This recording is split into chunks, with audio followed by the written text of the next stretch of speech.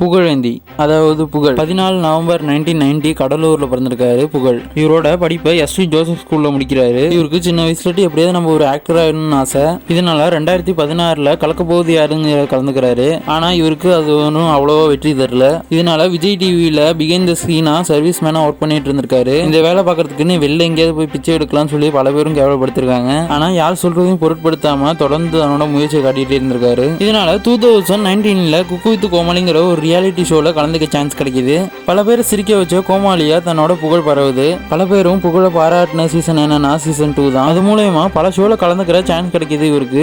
எக்ஸாம்பிளுக்கு super singer, கலக்க போகுது யாரு, மிஸ்டர் அண்ட் மிஸ்ஸஸ் சின்னத்திரை, இந்த மாதிரி பல ஷோல ஜட்ஜா கலந்துக்கிற சான்ஸும் கிடைக்குது. என்னதான் பல வெற்றியை பூச்சிக்கிட்டே இருந்தாலும் ஏன்டா மற்ற பொண்ணுங்களை தொட்டு தொட்டு பேசுறேன்னு பலரும் கேள்வி பண்ணிட்டு தான் இருக்காங்க. ஆனா புகழ் இதெல்லாம் கடந்து போய் ஆகணும்னு தான் சொல்றாரு. தெரியாதா சபானா கல்யாணம் தெரியாதா, தமிழ் பழைய கல்யாணம் தெரியாதா, எனக்கு கல்யாணம் எனக்கு ஒரு பெண் குழந்தை இருக்கு. இன்னைக்கு மகாராணா எவ்வளவு சொல்லிட்டு